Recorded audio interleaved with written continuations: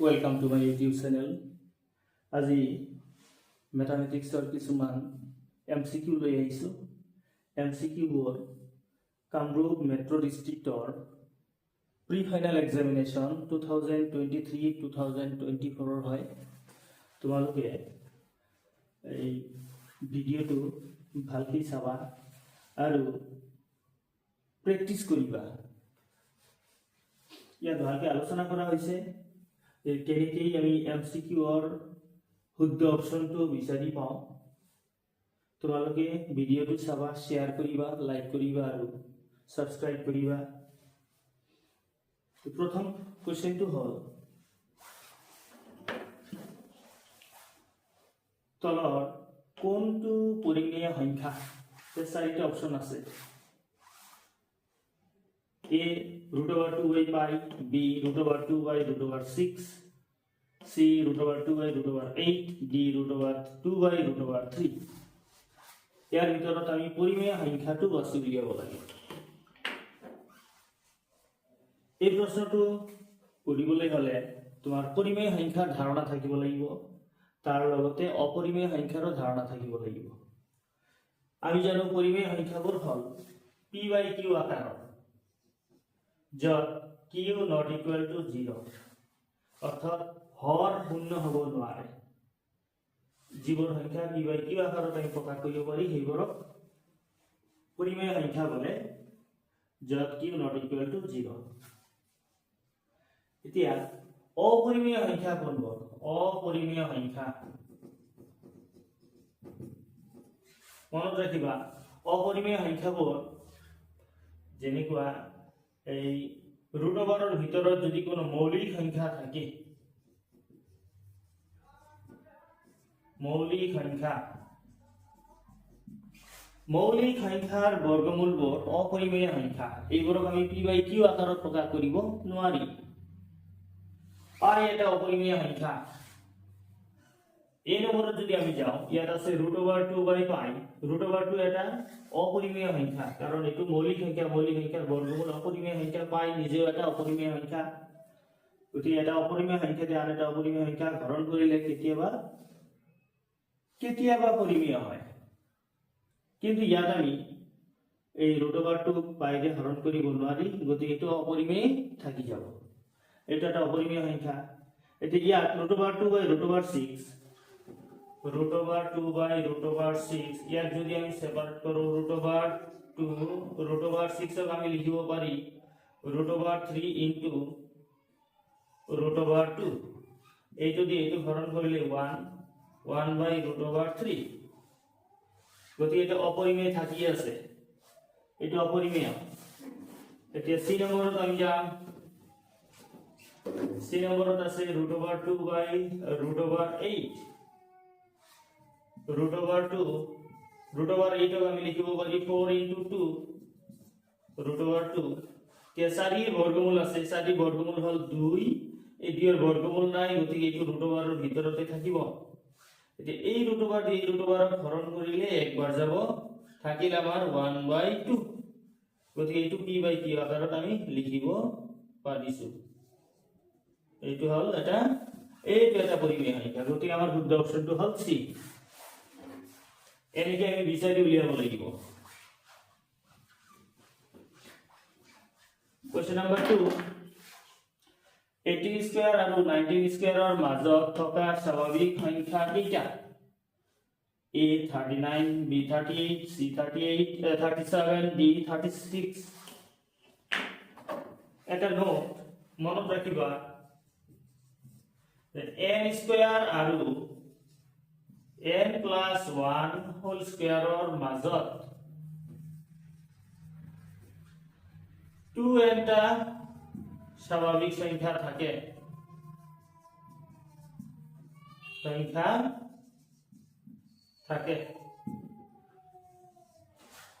n square আৰু n+1 whole স্কয়াৰৰ মাজত 2n টা স্বাভাৱিক সংখ্যা থাকে। এইটো নোট। ইয়াৰ কনসেপ্টটো হ'ল এইটো মনত ৰাখিবা। এই সংখ্যাবোৰ ক্ৰমিক সংখ্যা হ'ব লাগিব। 18 স্কয়াৰ আৰু 20 স্কয়াৰৰ মাজত স্বাভাৱিক সংখ্যা এনেকুৱা হ'লে নহ'ব, ক্ৰমিক সংখ্যা হ'ব লাগিব। 18 স্কয়াৰ আৰু 19 স্কয়াৰ মাজত থকা স্বাভাৱিক সংখ্যা কিটা এতিয়া এই ধাৰণাটো যদি আমি মন কৰো এই নোটটো যদি আমি চাও n স্কয়াৰ আৰু 2n প্লাস 1 হোল স্কয়াৰৰ মাজত 2n টা স্বাভাৱিক সংখ্যা আছে 2n টা ইয়াত আমাৰ সৰু সংখ্যাটো হ'ল n ইয়াৰ লগত 2 পূৰণ কৰিব লাগিব 2n এই সৰু সংখ্যাৰ লগত 2 পূৰণ কৰিব লাগিব ইয়াত সৰু সংখ্যাটো আছে 18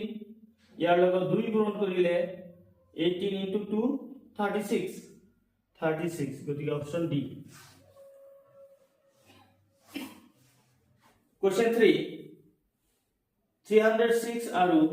657 ৰ লসাগু 22338 হলে 306 আৰু 657 ৰ গসাউ কিমান এই দুটা সংখ্যাৰ লসাগু দিয়া আছে ইমান এই সংখ্যা দুটা গসাউ কিমান হ'ব সেইটো উলিয়াব লাগে ইয়াৰ এটা ধাৰণা আছে লসাগু আৰু গসাগু পূৰণ কৰিলে সংখ্যা দুটাৰ পূৰণফলৰ সমান হয় ইয়াত আমি গসাউ উলিয়াব লাগে গসাউ গতিকে আমি গসাউ যদি আমি ৰাখি দিও গসাউ এই লসাগু হবলে ললে তলত যাব লসাগু ইয়াত আছে সংখ্যা দুটাৰ পূৰণফল সংখ্যা দুটা আমাক দিয়া আছে 306 into 657 here 306 into 657 divided by losagu আছে 22338 এতিয়া আমি হৰণ কৰিম এইটো দি যদি এইটো হৰণ কৰো আমি ইয়াত চাইলো কিমান বাৰ যায় 657 এইটো দি হৰণ কৰিলে এইটো 3 ডিজিটৰ এইটো 3 ডিজিটৰ ললে না যাব 4 ডিজিটৰ লৈছো 2200 এইটো দি যদি আমি হৰণ কৰো 6 3 গুণ 18 6 4 গুণ 24 হলে না হ'ব 3 বাৰ যাব 3 7 গুণ 21 3 5 গুণ 15 16 17 3 6 গুণ 18 19 বিয়োগ কৰিলে 2 13 পৰা 7 গলে 6 11 পৰা 9 গলে 2 এইটো 9 আনিছো 8 এতিয়া 26 টা হৈছে 6 4 গুণ 24 4 বাৰ যাব 4 7 গুণ 28 4 5 গুণ 20 22 7 2 4 4 গুণ 24 26 গতিকে আমাৰ এইটো দি এইটো যদি হৰণ কৰো 34 বাৰ যায় এতিয়া এই 34 দি 306 ৰ হৰণ কৰিম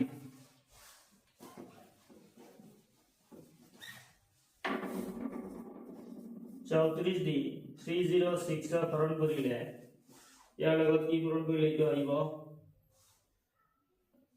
4 4 গুণ 4 বাৰ তো নহবই 4 9 গুণ 36 9 বাৰ যদি দিও 4 9 গুণ 36 और 6 हाथों থাকে 3 4 3 9 3 गुण 27 और 3 30 306 গতিকে এইটো দি এইটো হৰণ কৰিলে 9 বাৰ যাব 306 এইটো দি এইটো হৰণ কৰিলে 9 বাৰ আৰু সংখ্যা নাই আমাৰ সংখ্যা থাকে 9 গতিকে গসাগু হ'ব 9 এইটো হ'ব আমাৰ শুদ্ধ উত্তৰ আমি এনেকৈ অংকবোৰ প্ৰেক্টিস কৰিব লাগিব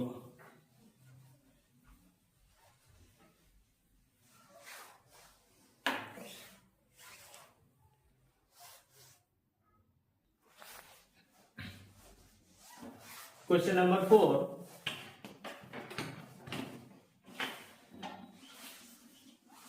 x square minus 9 और শূন্য কেইটাৰ পূৰণফল হ'ব sorry minus 9 3 9 minus 3 এইটো এটা দ্বিঘাত বহুপদৰ শূন্য কেইটাৰ পূৰণফল সূত্ৰটো হ'ল শূন্য কেইটাৰ পূৰণফল শূন্য দুটা যদি আলফা বিটা হয় alpha beta equal to c by a এইটো মই আগৰ ভিডিঅ'ত দিছিলোঁ এটা দ্বিঘাত বহুপদৰ শূন্যবোৰৰ পূৰণফল alpha beta equal to c by a c হ'ল ধ্ৰুৱক পদ ইয়াত ধ্ৰুৱক পদ আছে -9 এ হ'ল x স্কয়াৰৰ হক ইয়াত x স্কয়াৰৰ হক আছে 1 গতিকে 1 ৰে -9 হৰণ কৰিলে পোৱা যাব -9 গতিকে শুদ্ধ অপচনটো হ'ব ই Question number 5 তলৰ কোনটো বহুপদ এইটো মই আগৰ ভিডিঅ'ত বহুপদৰ ধাৰণা এটা দিছিলোঁ বহুপদ এটা হ'বলৈ হ'লে কেইটামান চৰ্তৰ প্ৰয়োজন যেনেকুৱা আমাৰ এই চলকটো হৰত থাকিব নোৱাৰিব হৰত অৰ্থাৎ p বাই q এই কিউৰ ঠাই তলত থাকিব নোৱাৰিব হৰত থাকিব নোৱাৰিব তাৰ পিছত এই চলকটো বৰ্গমূল বা ঘনমূল চিহ্নৰ ভিতৰত থাকিব নোৱাৰিব এনেকুৱা কোনো চিহ্ন থাকিলে এইটো বহুপদ নহয় হৰত যদি থাকে 1/x বা 1/x + 5 এনেকুৱা হলেও এইটো বহুপদ নহব ইয়াত a নম্বৰত 1/x - 3 এই চলকটো হৰত আছে গতিকে এইটো বহুপদ নহয় ইয়াত x টো বৰ্গমূলৰ চিহ্নৰ ভিতৰত আছে গতিকে এইটো বহুপদ নহব ইয়াতো চলক আৰু এই বহুপদটি হৰত আছে 1/x² + 5x + 6 এইখিনি হৰত আছে গতিকে এইটো বহুপদ নহব এইটো হ'ব আমাৰ শুদ্ধ অপচন এইটোই বহুপদ কাৰণ ইয়াত চলকটোৰ ঘাত 2 ঋণাত্মক ঘাতো নহয় হৰতো নাই বৰ্গমূল চিহ্ন নাই গতিকে এটি হ'ব আমাৰ শুদ্ধ অপচন কোশ্চেন নাম্বাৰ 6 কি শৰ্ত সাপেক্ষে ax² + bx + c দ্বিঘাত বহুপদৰ এটা শূন্য আনটোৰ প্ৰতিক্ৰম হ'ব কি শৰ্ত সাপেক্ষে এটা শূন্য আনটোৰ প্ৰতিক্ৰম হ'ব এটোৰ শুদ্ধ অপচন হ'ব c যদি a = c হয় কিন্তু কথা হল আমাৰ ধাৰণাটো জানিব লাগিব কনসেপ্টটো জানিব লাগিব কনসেপ্টটো কি আমি জানো যে প্ৰতিক্ৰম মানে ধৰা এটা সংখ্যা 3 এই 3 ৰ প্ৰতিক্ৰম হ'ব 1/3 4 ইয়াৰ প্ৰতিক্ৰম হ'ব 1/4 a ৰ প্ৰতিক্ৰম হ'ব 1/a গতিকে এটা শূন্য যদি 3 হয় আনটো 1/3 হ'ব এটা যদি -2 হয় আনটো হ'ব 1/-2 এইবোৰ হ'ল প্ৰতিক্ৰম এতিয়া আমাৰ ধাৰণাটো থাকিবলৈ এনেকুৱা যেটো দ্বিঘাত বহুপদ দ্বিঘাত বহুপদৰ শূন্যবোৰৰ পূৰণফল হয় শূন্যবোৰৰ গুণফল হয় আলফা বিটা = c/a এতিয়া এই আলফা বিটা মানে শূন্য দুটাৰ গুণফল যেহেতু শূন্য দুটা এটা আনটোৰ প্ৰতিক্ৰম ধৰা হল এটা শূন্য 3 তেন্তে আনটো শূন্য হ'ব 1/3 আমি ক্যান্সেল কৰিলো থাকিল c/a = 1 এতিয়া যদি আমি বজ্ৰপূৰণ কৰো c = a বা a = c এইটো হল শৰ্ত যদি c = a হয় তেন্তে শূন্যবোৰ হয় এটা আনটোৰ প্ৰতিক্ৰম এই ধাৰণাটো থাকিব লাগিব কোশ্চেন নাম্বার 7 সাধারণ অন্তর কি হব যদি এটা সমান্তর প্রগতির n-তম পদ = 3n + 7 হয় 2 3 4 -2 চাৰিটা অপচনৰ কোনটো হ'ব সাধাৰণ অন্তৰ উলিয়াব লাগে আমি জানো সাধাৰণ অন্তৰ d = a2 - a1 বা a3 - a2 বা a4 - a3 এনেকে আমি সাধারণ অন্তর উলিয়াব লাগে a1 হল প্রথম পদ a2 হল দ্বিতীয় পদ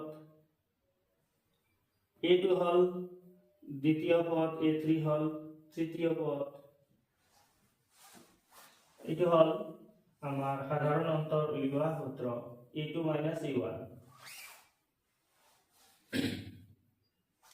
ইয়াত n তম পদটো দিয়া আছে n তম পদ এনেকি বুজিয়া হয় an equal to n তম পদটো হল 3n plus 7 n equal to 3n plus 7 ইয়াত a1 অর্থাৎ প্রথম পদ n এর ঠাইতে আমি 1 ধরি দিও তাহলে 3 into 1 plus 7 3 plus 7 10 প্রথম পদ পাওয়া গেল 10 a2 equal to 3 into n or 1 2 plus 7 3 into 2 6 plus 7 13 এতিয়া a1 হল 10 a2 হল 13 তেন্তে ইয়াত যদি আমি বহাই দিও a2 এর মান 13 minus a1 এর মান 10 3 গতিকে সাধারণ উত্তর হবে 3 option B question number 8 tan square theta minus sec square theta equal to what এইটো আমার মেইন সূত্ৰৰ পৰা দিয়া আছে সূত্ৰটো হল আমি জানো 1 plus tan square theta equal to sec square theta এইটো হল আমার কনসেপ্ট সূত্র ইয়াত প্রশ্ন মতে tan square theta minus sec square theta ইয়াত tan square theta আছে tan square ঠাইত আমি এইটো লিখিলো tan square theta minus sec square theta গতি ইয়াত এই sec square theta টো আমি যদি সমান সমানৰ বাওফালে আনো মাইনাস হ'ব এটো আমি বাওফালে আনিলো sec square theta equal to এতে এই 1 টো আমি হোফালে আনি হ'ব -1 গতিকে tan square theta minus sec square theta equal to -1 আমার শুদ্ধ অপশন ইয়াত করবাত -1 এটো হ'ব Question number 9 PQ আৰু -P - Q বিন্দুৰ মাজৰ দূৰত্ব হ'ব এই চাৰিটা অপচনৰ কোনটো হ'ব আমি নিৰ্ণয় কৰিব লাগে এই দুটা বিন্দুৰ মাজৰ দূৰত্বৰ সূত্ৰটো হ'ল √x1 - x2 whole square plus y1 - y2 whole square এইটো হ'ল দূৰত্বৰ সূত্ৰ এই সূত্ৰত এইটো যদি আমি x1 আৰু এইটো y1 এইটো x2 এইটো y2 যদি ধৰো তেন্তে এই সূত্র যদি বহাই দিও x1 হল p minus x2 হল -p এত মাইনাস ফৰ্মুলাৰ পৰা আহিছে আৰু এটা -p গতি মাইনাস মাইনাসে প্লাস হ'ব প্লাস y1 হল q minus y2 হল -q গতি আৰু এটা মাইনাস মাইনাসে হ'ব plus q whole square p plus p 2p whole square plus q plus q 2q whole square 2p whole square 2 square করলে 4 আর p square या 2 square করলে 4 q square আমি 4 common লব পারি থাকিব ইয়া p square plus q square ইয়ার 4 আর এই 4 ইয়ার common লওয়া হয় থাকে p square plus q square এতিয়া এই চাৰিৰ বৰ্গমূল আছে এই গোটেইখিনি বৰ্গমূলৰ ভিতৰত আছে চাৰিৰ বৰ্গমূল হল 2 গতিকে 4 আউট হৈ গল ভিতৰত থাকিল p square plus q square এটো আমি বৰ্গমূল লব নোৱাৰি গতিকে এটা এনেকৈ থাকিব এইটো হল আমাৰ শুদ্ধ option 2 into √1 p square plus q square 2 into √1 p square plus q square option D. Question number 10 2 to the power 0 into 3 to the power 0 into 4 to the power 0 এর মান কি মান আমি জানো সূচকৰ সূত্র মতে a to the power 0 equal to 1 অর্থাৎ it may be any number, এইটো যিকোনো সংখ্যা হ'ব পাৰে। 100 to the power 0 equal to 1, 200 to the power 0 equal to 1। কোনো সংখ্যাৰ ঘাত যদি শূন্য হয় সেই সংখ্যাটোৰ মান হয় 1। গতি এইটো যদি আমি মান বহাই দিও 2 to the power 0 into 3 to the power 0 into 4 to the power 0, 2 to the power 0 মান 1, এইটোৰ মান 1, এইটোৰ মান 1, 1 into 1 into 1 1, आंसर হল 1। C question number 11, root over 17424, 17,424 এর বর্গমূল কি মান?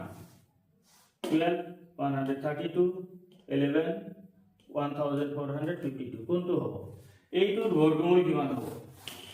বৰ্গমূল উলিওৱাৰ আৰু দুটা পদ্ধতি আছে, এটা হল লং ডিভিজন মেথড দীৰ্ঘ হৰণ প্ৰক্ৰিয়া, আৰু এটা হল ফ্যাক্টৰাইজেশন মেথড উৎপাদক বিশ্লেষণ পদ্ধতি। এতিয়া এই সংখ্যাটো আমি যদি উৎপাদক বিশ্লেষণ কৰো 17424, এই সংখ্যাটো ঘৰত যায় দিয়েৰে 2 দি 17 যাব, 8 বার 8 দুগুণে 16, এক হাতত 14, 14 যাব 7, ইয়াত যাব 1 বার, ইয়াত যাব 2 বার, আকৌ 2 এর ভাগ যায়, ইয়াত যাব 4 বার, হাতত যাব 3 বার, এক হাতত থাকিল 11, 11 যাব 5 বার, এক হাতত 12, 12 হল 12 যাব 6 বার, আকৌ 2 এর যাব 2 বার, 1 বার, 7 বার, 8 বার, আকৌ 2 এর 1 বার। এতিয়া 2 একে 2, এই 1 ডিজিট সিঙ্গেল ডিজিট ইয়াক আমি হৰণ কৰিব নোৱাৰি, গতিকে এটা শূন্য দি ডাবল ডিজিট ল'ব লাগিব। 17 হল, 17 যাব 8 বার, 8 দুগুণে 16, এক হাতত 18 হ'ব 9 বার, 1089, এইটো 3 এ ভাগ যাব, 3 এ ভাগ কৰিলে 3 3 গুণ 9, এক হাতত থাকে 18, 18 যাব 6 বার, 3 বার, আকৌ 3 দি 1 2 1, 21 ভাগ যায় 11 দি, 11 বার। এতিয়া এইবোৰ হলো আমাৰ উৎপাদক, এই সংখ্যাটোৰ উৎপাদক, এই সংখ্যাটোৰ উৎপাদক হল এইবোৰ। এই উৎপাদকবোৰক আমি পেয়াৰ বনাম, পেয়াৰ বনাই এটা কৰি লৈ লওঁ, এটা 3 আহিল, 2 আহিল, 2 আহিল, এতিয়া এইবোৰ পূৰণ কৰিম। 2 2 গুণ 4, 4 3 গুণ 12, 12 পূরণ 11, 12 পূরণ 11, 11 2 গুণ 22, 7 2, 11 2 গুণ 22, 23, 11 গুণ 11 আর 1 হাতত আছে 2, 13, 132, এইটো হ'ব আমাৰ শুদ্ধ option. Question number 12, x square minus 5x plus 6 এর উৎপাদক হ'ব। এইটো এটা দ্বিঘাত বহুপদ, এই দ্বিঘাত বহুপদটোৰ উৎপাদক কি হ'ব? গতিকে আমি উৎপাদক বিশ্লেষণ পদ্ধতি এইটো উৎপাদক বিশ্লেষণ কৰিম। x square minus 5x plus 6 উৎপাদক বিশ্লেষণ কৰিলে ইয়াৰ হৰক হল 1 আৰু ধ্ৰুবক পদ হল 6, 1 into 6, 6 উৎপাদক বিশ্লেষণ কৰি 2 দি 3 বাৰ। এতিয়া এই উৎপাদক দুটা যোগ বা বিয়োগ কৰি আমি এইটো পাব লাগে, 2 যোগ 3 5 পোৱা গৈছে। গতিকে x স্কয়াৰ মাইনাস 2 প্লাস 3, 5 ৰ ঠাইত আমি 2 প্লাস 3 লিখিলো, into x plus 6, x square minus 2 into x 2x minus plus a minus 3 into x 3x plus 6। এতিয়া আমি এনেকে রিগ্রুপ করি, দুটা পদ কই আমি দুটা পদ লৈ আমি রিগ্রুপ করি, মানে ইয়াৰ পৰা কমন লম, x কমন ললে ইয়াত থাকিব x মাইনাস, ইয়াত থাকিব x কমন লোৱা হৈছে থাকিব 2, আৰু ইয়াত মাইনাস সংখ্যাৰ ভিতৰত 3 কমন যাব, 3 কমন ললে ইয়াত থাকিব x। এতিয়া এই মাইনাস প্লাসে হ'ব মাইনাস 3 দি 6 ৰ হৰণ কৰিলে 2 বার। এতিয়া x - 2 আকৌ কমন লম, ইয়াত থাকিব x - 3 গতিকে আমাৰ উৎপাদক হল x - 2 x - 3 option A question number 13 405 আৰু 2520 গসাউ কিমান বা গসাউ হ'ব 56 45 9 405 গসাউ উলিয়াও এটা আমি ইউক্লিডস ডিভিশন অ্যালগরিথম ইউক্লিডৰ বিভাজন প্ৰমেয় ব্যৱহাৰ কৰি কৰিব পাৰি এইটো হল সৰু এইটো ডাঙৰ গতিকে এই সংখ্যাটো দি এইটো হৰণ কৰিম হৰণ প্ৰক্ৰিয়াৰে 405 এইফালে লব পাওঁ 405d 2520 या হৰণ কৰিলে 3 ঘৰ ললে না যায় ডাইরেক্ট হ'ব যেহেতু 5 আছে 5 4 5 বার দিলে 5 4 গুণ 20 6 বার দিলে 6 বার যদি দিও 6 5 গুণ 30 ৰ শূন্য হাতত থাকিল 3 6 গুণ 0 3 6 4 গুণ 24 বিয়োগ কৰিলে 0 12 পৰা 3 গলে 9 এইটো থাকিল আমাৰ বাকি এতিয়া এইটো দি এইটো হৰণ কৰিম 405 এইটো দি এইটো হৰণ কৰিলে 4 বাৰ 4 9 গুণ 36 বিয়োগ কৰিলে 5 10 পৰা 6 গলে 4 এতিয়া এইটো ইয়াত আহিব 90 45 দি 90 হৰণ কৰিলে 2 বাৰ 45 গতিকে আমাৰ লাস্ট ডিভিজন হল 45 45 দি ইয়াত হৰণ গৈছে আৰু বাকি 0 পাইছে গতিকে এইটো হ'ব আমাৰ গসাউ অপশন বি যদি p of x equal to x square plus 7x plus 10 এটা বহুপদ রাশি হয় তেন্তে শূন্য দুটাৰ যোগফল হ'ব বহুপদৰ শূন্যৰ যোগফল সূত্ৰটো হল -b/a এটা বহুপদৰ শূন্য দুটা যদি আলফা আৰু বিটা হয় তেন্তে alpha plus beta equal to -b/a অর্থাৎ শূন্য দুটাৰ যোগফল equal to -b/a minus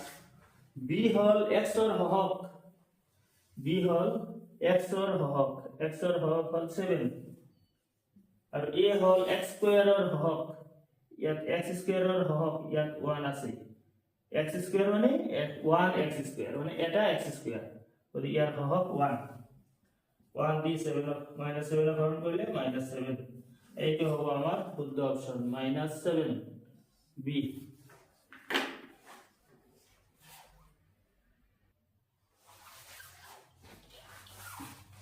Question number 15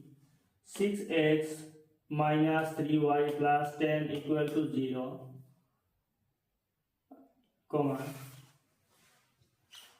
2x minus y plus 9 equal to 0 সমীকরণ জোরে বুজুয়া রেখা দুডাল হব এইটো এটা দুটা চালকযুক্ত রৈখিক সমীকরণ এইটো এটা দুটা চালকযুক্ত রৈখিক সমীকরণ দুটা চালকযুক্ত রৈখিক সমীকরণে সদায় এটা সরল রেখা নির্দেশ করে এইটো এটা সরল রেখা নির্দেশ কৰিব এই সৰল ৰেখা দুটা যদি আমি গ্ৰাফত বহাও তেন্তে ৰেখা দুডাল কেনেকুৱা হ'ব এটা বিন্দুত কটাকটি কৰিব নে মিলি যায় নে সমান্তৰাল হ'ব নে দুটা বিন্দুত কটাকটি কৰিব এই চাৰিটা অপচনৰ ভিতৰত যিকোনো এটা শুদ্ধ আছে আমি শুদ্ধ অপচনটো উলিয়াব লাগে এতিয়া দুটা চালকযুক্ত রৈখিক সমীকৰণৰ প্ৰামাণিক ৰূপ হল এইটো যদি আমি a1x plus এইটো হল b1y plus c1 equal to 0 আৰু এই সমীকৰণক আমি ধৰি লৈছো a2x plus b2y plus c2 equal to 0 এই সমীকরণ দুটাৰ লগত আমি মিলাই চাম মিলাই চালে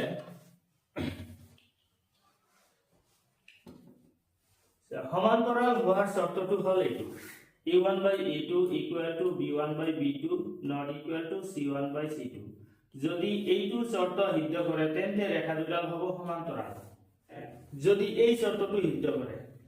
a1 by a2 equal to b1 by b2 equal to c1 by c2 এই শর্তটো সিদ্ধ কৰিলে ৰেখা দুডাল মিলি যাব আৰু ৰেখা দুডাল এটা বিন্দুত কটাকটি কৰিব যদি এই শৰ্তটো সিদ্ধ কৰে a1 by a2 not equal to b1 by b2 এতিয়া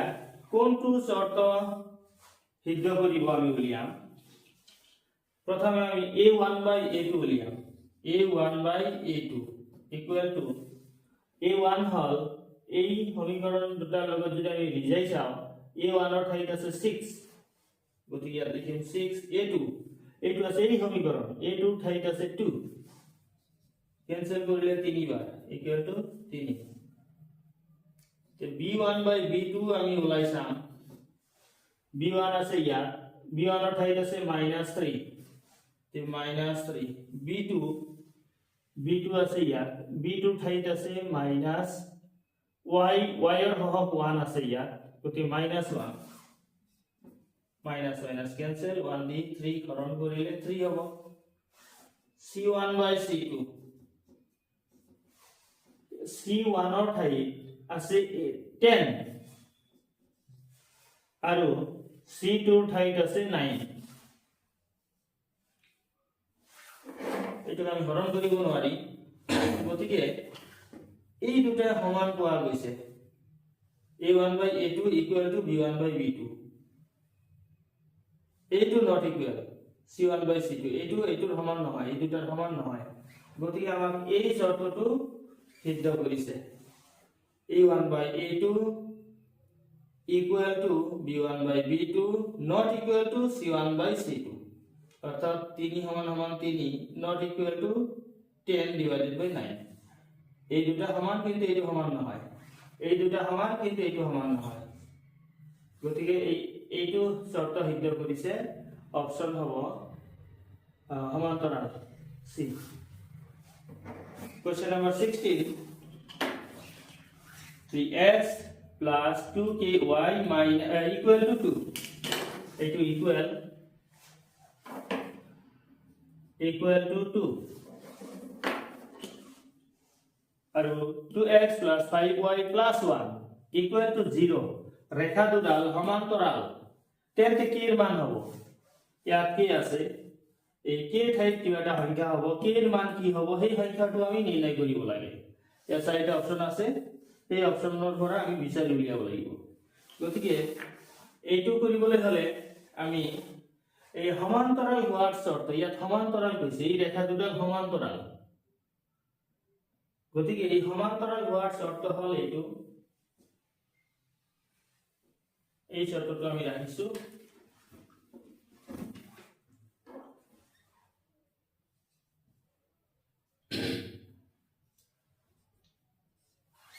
a1 by a2 এইটো হ'ব a1x plus b1y plus c1 equal to 0 a2x plus b2y plus c2 equal to 0 ইয়াত 2 হফালে আছে গতিকে এই 2 আমি বাওফালে আনি লব লাগিব 2 বাওফালে আনিলে সমানৰ বাওফালে আনিলে হ'ব -2 equal to 0 হ'ব এইটো হ'ব c1 গতিকে a1 by a2 a1 ৰ ঠাইত আছে 3 a2 ৰ ঠাইত আছে 2 b1 ৰ ঠাইত আছে 2k equal to 2k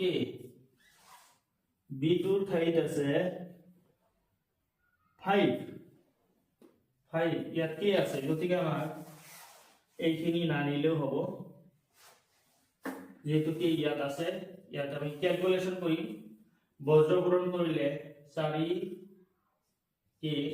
equal to পূৰণ কৰিলে হ'ব 15 k এৰ মান ওলাব লাগে k ৰাখি দিলো এটো হোফালে আনিলে ডিভাইড হ'ব 15 গতিকে 15/4 অপশন সি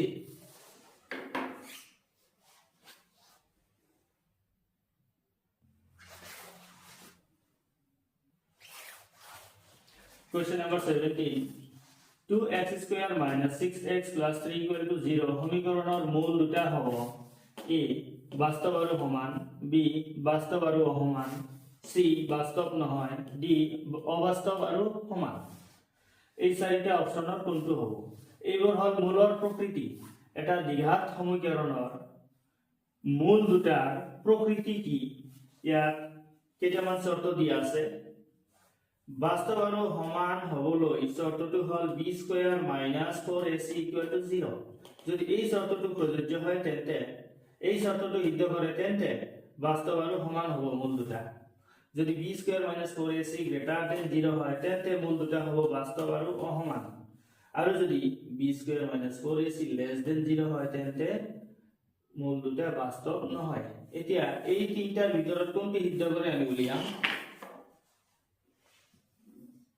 দ্বিঘাত সমীকৰণৰ প্ৰামাণিক ৰূপ হ'ল ax square plus bx plus c equal to 0 আমি উলিয়াব লাগে b স্কয়াৰ - 4ac সমান সমান b ঠাইত আছে -6 whole square minus 4 into a ঠাইত আছে 2 ইনটু c আছে 3 c ঠাইত এই প্ৰামাণিক ৰূপৰ লগত যদি আমি মিলাই চাও c ঠাইত আছে 3 -6 হোল স্কয়াৰ হ'ব 36 মাইনাস এইখিনি পূৰণ কৰিলে 8 3 গুণ 24 এইটোৰ পৰা এইটো বাদ দিলে 1 2 12 এই 12 সংখ্যাটো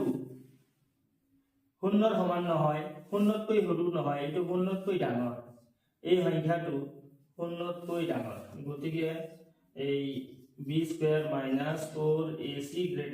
0 এই চৰ্তটো সিদ্ধ কৰিছে গতিকে মূল দুটা হ'ব বাস্তৱ আৰু অসমান অপশন বি Question 18 -3 -1/2 2 ... সমান্তর প্রগতির 11তম পদটো হ'ব এই সমান্তর প্রগতির 11তম পদটো আমি উলিয়াব লাগে যেহেতু এটো এমসিকিউ কোশ্চেন গতিকে ইমান ডিটেইল নগৈ সমান্তর প্রগতির এটা nতম পদ কেনেকৈ উলিয়াব লাগে এই সূত্ৰটো হ'ল আমি জানো যে an equal to a plus n minus 1 into d এটো হল nতম পদৰ সূত্ৰ এতিয়া আমি উলিয়াব লাগে 11তম পদ গতিকে a11 হ'ব a হল প্ৰথম পদ আছে -3 plus n ৰ ঠাইত 11 11তম 11 minus 1 into d মানে সাধাৰণ অন্তৰ এইটোৰ পৰা এইটো বাদ দিলে -1/2 ৰ পৰা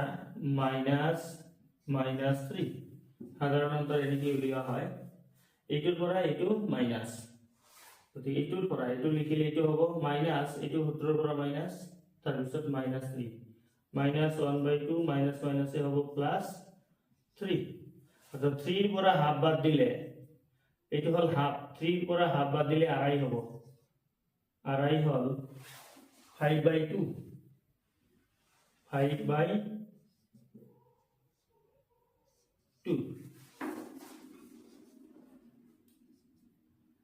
-3 প্লাস ইয়াত হ'ব 5/2 তে এইটোৰ পৰা এইটো মাইনাস কৰিলে 10 ইনটু 5/2 এইটো দি এইটো হৰণ কৰিলে 5 বাৰ মাইনাস 3 5 5 গুণ 25 25 পৰা 3 বিয়োগ কৰিলে 22 পোৱা যাব শুদ্ধ উত্তৰটো বি কোৱেশ্চন নম্বৰ 19 সকলোবোৰ বৰ্গ সৰ্বসম সদৃশ এ আৰু বি দুয়োটাই অৰ্থাৎ সৰ্বসম সদৃশ দুয়োটাই এটাও নহয় যে বৰ্গবোৰ সৰ্বসম নে সদৃশ নে কি হ'ব তে বৰ্গৰ ছবিবোৰ এনেকুৱা সৰ্বসম মানে সকলোবোৰ অংগ সমান এতিয়া দুটা বৰ্গ মই আঁকিছো এটা সৰু আৰু এটা ডাঙৰ দেখাত একেই কিন্তু এটা সৰু এটা ডাঙৰ ইয়াৰ বাহুবোৰ সৰু ইয়াৰ বাহুবোৰ ডাঙৰ গতিকে অৱশ্যই সৰ্বসম নহব সৰ্বসম মানে সকলোবোৰ অংগ সমান ইয়াৰ কোণবোৰ সমান আছে কিন্তু বাহুবোৰটো সমান নহয় গতিকে সৰ্বসম নহব সদৃশ মানে সিমিলাৰ দেখাত একেই আছে গতিকে সদৃশ হ'ব সদৃশ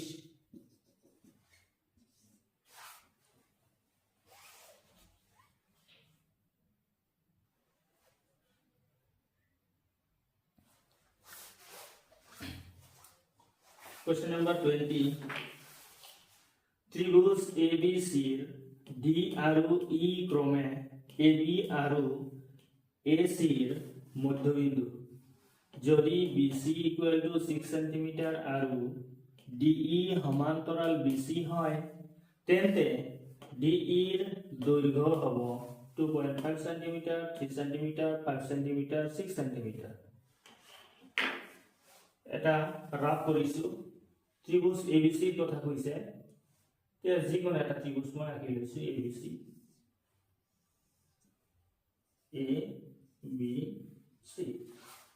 ABC D আৰু E ক্ৰমে AB অৰ্থাৎ D বিন্দুটো AB ৰ মধ্যবিন্দু D বিন্দু আৰু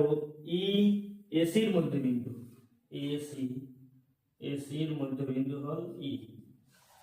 ইয়া মধ্যবিন্দু দুটা সংযোগ কৰা হল সংযোগ কৰিলো তেন্তে DE দৈৰ্ঘ্য হ'ব এই DE দৈৰ্ঘ্য আমি উলিয়াব লাগে দিয়া আছে BC 6 cm এই BC হল 6 cm ইয়া এটা কনসেপ্ট আছে এই কনসেপ্টটো মনত ৰাখিব লাগিব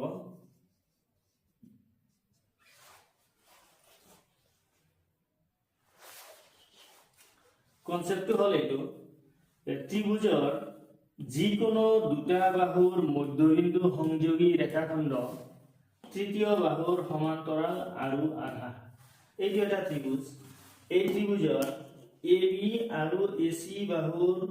মধ্যবিন্দু দুডাল সংযোগ কৰা হৈছে সংযোগ কৰিলে এই বাহুটো তৃতীয় বাহু BC এই দুটাৰ মধ্যবিন্দু লোৱা হৈছে গতিকে তৃতীয় বাহুটো থাকি গল BC এই BC বাহুৰ সমান্তৰাল হ'ব আৰু আধা হ'ব অৰ্থাৎ এই মধ্যবিন্দু সংযোগী ৰেখাখণ্ডটো এই ৰেখাটো এই বাহুৰ সমান্তৰাল হ'ব লগতে আধা হ'ব এইটোৰ আধা এইটো হ'ব এইটো দি আছে 6 cm গতিকে এইটো হ'ব 3 cm এই কনসেপ্টটো মনত ৰাখিবা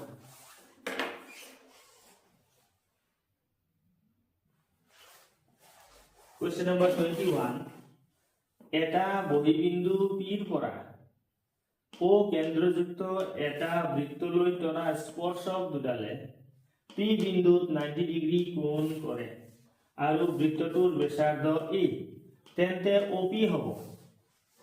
2a √2 a √2 a by √2 5a * √2 অপশনটো উলিয়াবলৈ হলে আমি এটা থলবল চিত্ৰ অঙ্কন কৰি লম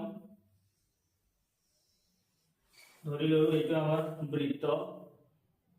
এতিয়া এই বৃত্তৰ এটা বহিবিন্দু বাহিৰত এটা বিন্দু P বিন্দু ধৰি লৈছো P বিন্দুৰ পৰা দুটা স্পৰ্শক স্পৰ্শক দুডালে কৈছে, অৰ্থাৎ দুটা স্পৰ্শক আঁকিব লাগিব। এইফালে এটা স্পৰ্শক আঁকিছো আৰু ইয়াৰ পৰা এইফালে এটা স্পৰ্শক আঁকিব লাগিব।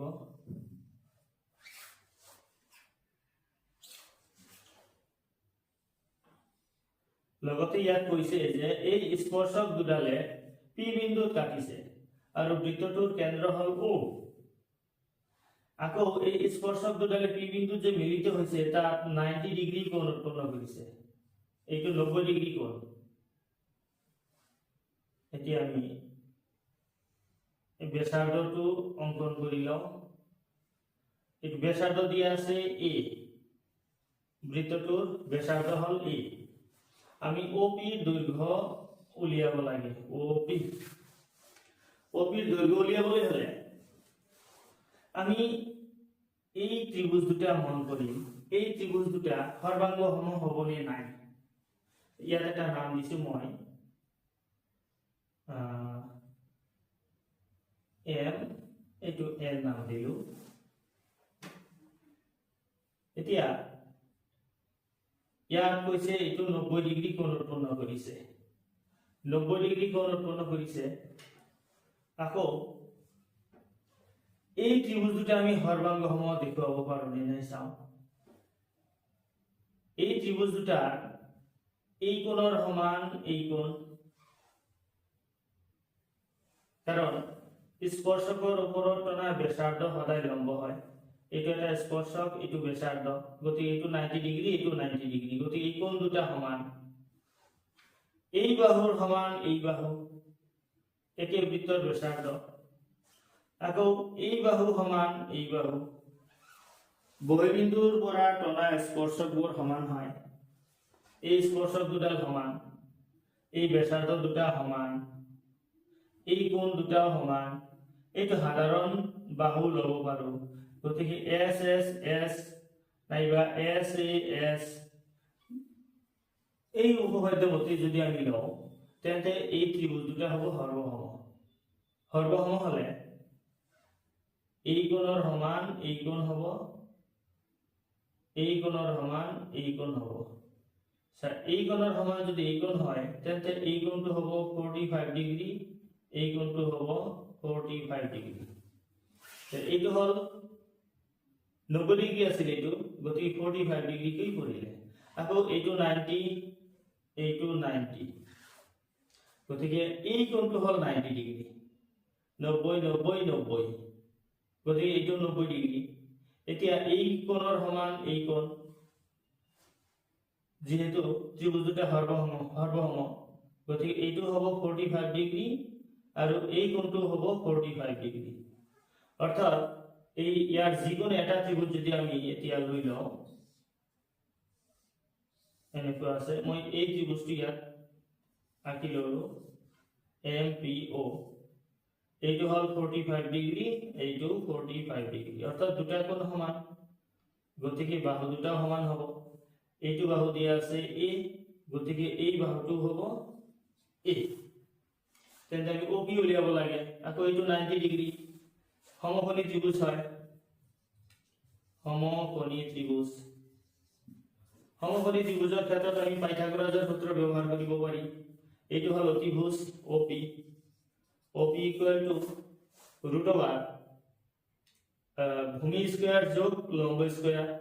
এইটো ভূমি, এইটো লম্ব, নাইবা এইটো লম্ব এইটো ভূমি, বা এইটো ভূমি এইটো লম্ব। অতিভুজ সদায় অতিভুজেই থাকে, অতিভুজটো উলিয়াব লাগে। গতিকে OP ইকুয়াল টু এইটোৰ বৰ্গ a স্কয়াৰ প্লাস এইটোৰ বৰ্গ a square equal to a square plus a square 2a square. এতিয়া a স্কয়াৰৰ বৰ্গমূল হল a, ভিতৰত থাকিল √2। a স্কয়াৰৰ বৰ্গমূল a আৰু a স্কয়াৰ ৰুটৰ ভিতৰত থাকিল 2, 2ৰ বৰ্গমূল আমি ল'ব নোৱাৰি, গতিকে আমাৰ শুদ্ধ অপশনটো হ'ব a√2, অপশন বি।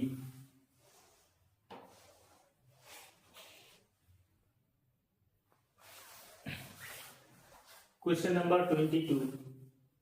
R ব্যাসার্ধ এটা বৃত্তৰ পি কোণৰ এটা বৃত্তকলাৰ কালি হ'ব। ইয়াত চাৰিটা অপশ্যন আছে, কোনটো শুদ্ধ অপশ্যন হ'ব সেইটো নিৰ্ণয় কৰিব লাগে। এতিয়া বৃত্তকলাৰ কালিৰ সূত্ৰ, এইটো হ'ল বৃত্ত, এইটো কোৱা হ'ব বৃত্তকলা, এই ৰং কৰা অংশটো হ'ল বৃত্তকলা। ইয়াত ডিগ্ৰী মাপ দিয়া আছে পি, ইয়াত এই কোণটো হ'ল পি, এইটো হ'ল ব্যাসাৰ্ধ,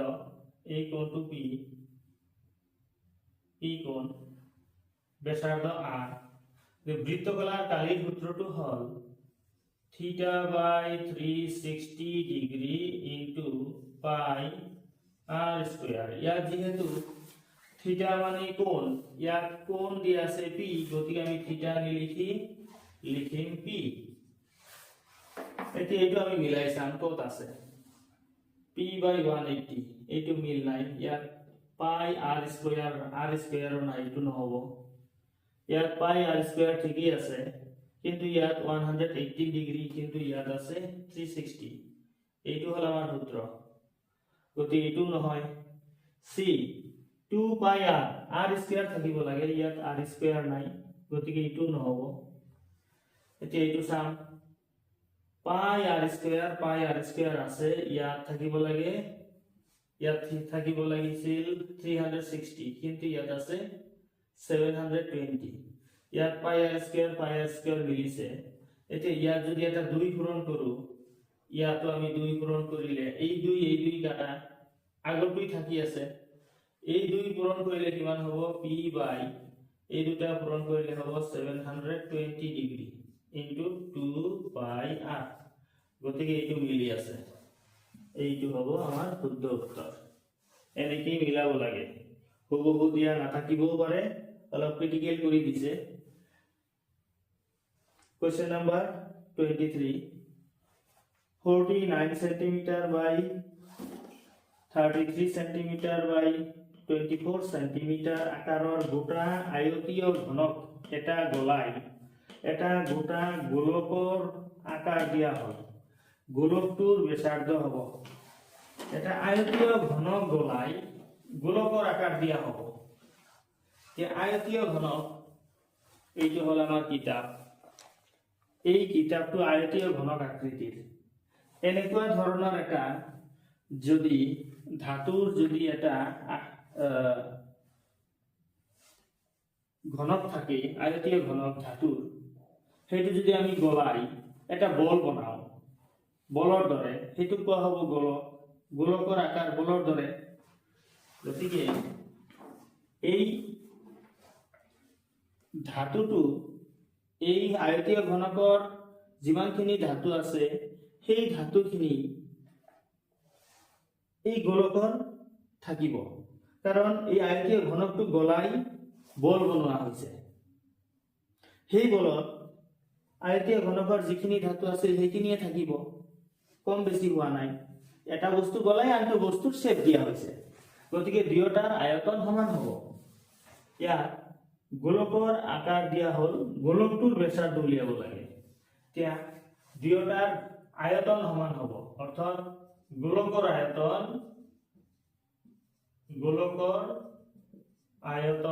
সমান সমান আয়তীয় ঘনকৰ আয়তন। গোলকৰ আয়তনৰ সূত্ৰ হল 4/3 pi r cube equal to আয়তীয় ঘনকৰ আয়তনৰ সূত্ৰ হল L into B into H। 4/3 into পাইৰ মান হল 7/22 ইনটু r কিউব। তে L B H ইয়াত হল, এইটো L এইটো B এইটো H ধৰিলো, 49 ইনটু 33 ইনটু 24। তে r কিউবটো আমি ৰাখি দিও সমান সমান, ইয়াত আছে 49 ইনটু 33 ইনটু 24। এতিয়া এই 4 ওপৰৰ সংখ্যা সোঁফালে ললে তলত আহিব, 3 তলৰ সংখ্যা সোঁফালে ললে ওপৰত যাব, 22 তলত আহিব, 7 ওপৰত যাব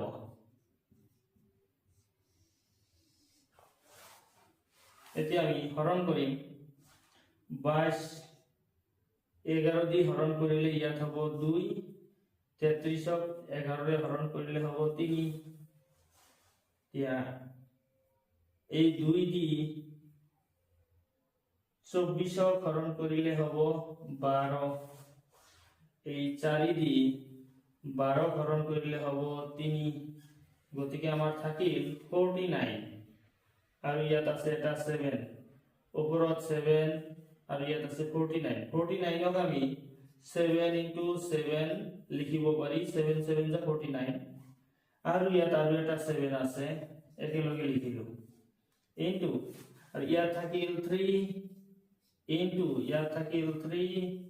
into ইয়াত থাকিল 3 গতিকে আমাৰ এটা ট্ৰিপলেট ত্ৰিতয় উৎপন্ন হৈছে ত্ৰিতয় বা ত্ৰিক বুলি কোৱা হয় এইটো আমি লিখিব পাৰি 7 কিউব into এইটো হল 3 কিউব গতিকে এইটো হল r কিউব r হ'ব আমি r মানে ব্যাসাৰ্ধ উলিয়াব লাগে r ৰ ঘন ব্যাসাৰ্ধৰ ঘন উলিয়াব নালাগে আমাৰ উলিয়াব লাগে ব্যাসাৰ্ধ গতিকে r ইয়াত ঘনমূল ললো গতিকে এইটোৰ ঘনমূল হ'ব 7 এইটোৰ ঘনমূল হ'ব 3 7 into 3 21 centimeter option A is the right answer তে আজিৰ ভিডিও ইমানখিনিয়ে ইয়াত 45টা এমসিকিউ আছিল 45টা এমসিকিউ দিলে ভিডিওটো ডাঙৰ হয় বাকি 24 নম্বৰৰ পৰা 45 নম্বৰ লৈকে মই আৰু এটা ভিডিও দি দিম